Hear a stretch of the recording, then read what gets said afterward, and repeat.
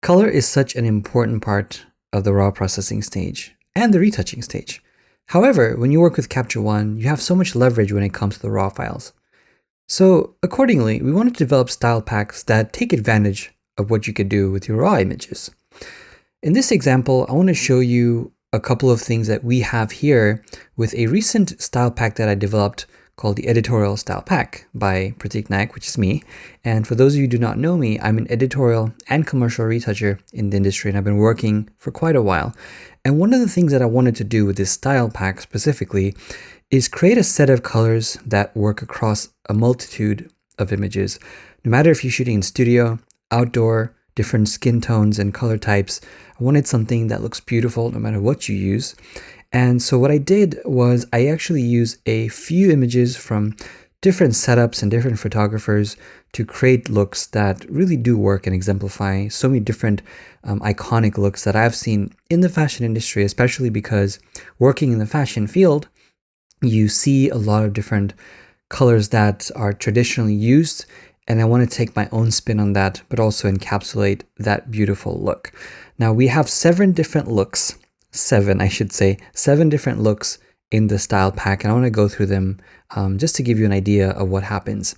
So as I mentioned, like Osra shot these beautiful images, and for example, the green pastel look here is specifically for that pastel green look. It adds this mid-tone contrast, and the best part about it is you can easily combine multiple styles as well. So for example, maybe you want to go through them and you decide that I really like this vintage royal look, and then perhaps you also like the green pastel or the regal blues. There's many different things that we could do here in combination with the styles themselves. So let's say, for example, you want to apply a little bit of this and maybe a little bit of the vintage royal.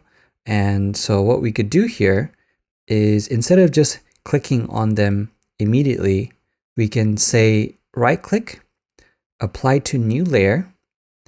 And then when it applies to a new layer, we're going to simply go to our layers panel, which can be pretty much anywhere that you want it to be. In this instance, I've just added it here in this tab, which is our exposure tab. And the reason for that is because we're also going to combine additional styles and presets. Now, typically styles and presets are located in this tab here, designated for styles and presets. However, because Capture One is such a versatile program, you can simply add tool and then come down and say styles and presets. And just like I've done here, now we have styles and presets and layers in this panel.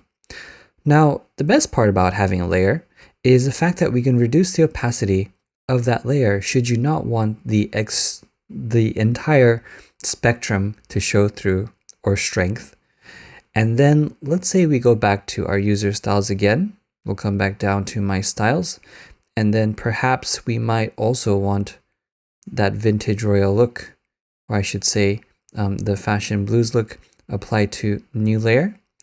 And then on this new layer here, we'll reduce the opacity to match. So now we have a completely customized look that is specific to this image. And just like that, we have a really nice, punchy, contrasty look. And I made that up on the fly just to show you kind of how I would work. I want to show you another really cool tip that I think is going to be very handy for a lot of people. Let's say that we want, we go through these here, and I think the Moroccan sun look is really beautiful, but I want a colder look, so I'll stick with my typical fashion blues. I'll go to apply new layer once I've right clicked. Now that I have this layer applied, what I'm going to do is select the Luma Range function. And let's say, for instance, I don't want any interference in my highlights.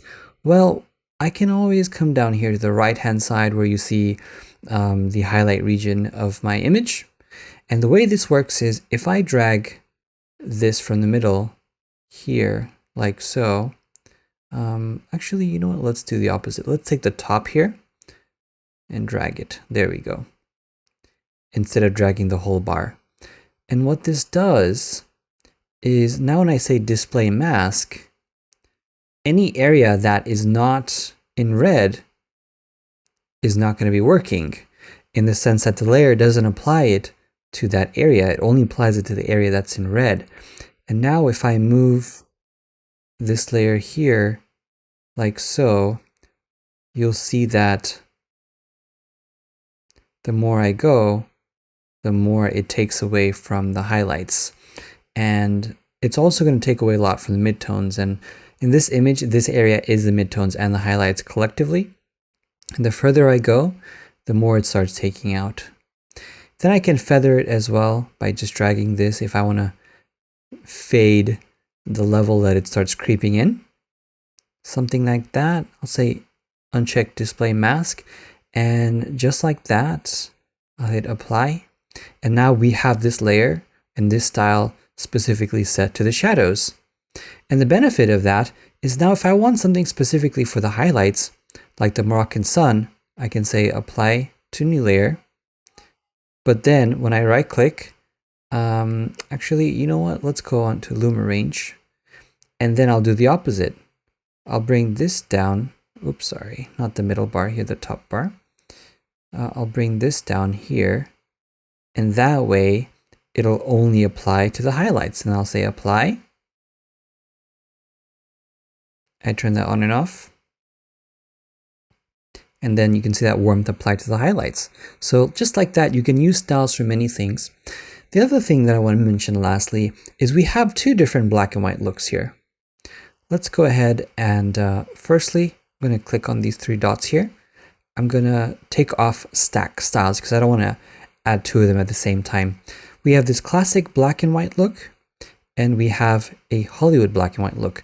The primary difference between the two is that the Hollywood black and white look, when applied, adds a lot more luminosity to the midtones as well. And the reason I did that was I always admired the classic Hollywood black and white images.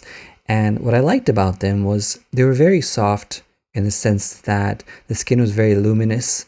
And I particularly wanted to ensure that the shadows, or I should say the midtones leading off into the shadows, were a lot softer. And this black and white look is something that I did specifically for that, to match it, to give this classic romantic feel. And then I also have the classic black and white look, which is just a really harsh or harder contrast, very up and current look that I think works across many images should you want that bold look that's really balanced and has a punchy highlight and a deep shadow. So the classic black and white is my go-to for that as well. And across the board, I think these styles just work so well, even with crazy fun looks like this.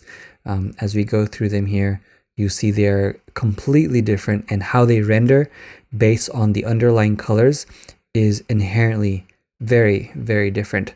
So that's what makes this exciting. The more diverse the scene that you shoot in, the different and unique that these styles really come out, and they bring out different colors and different images.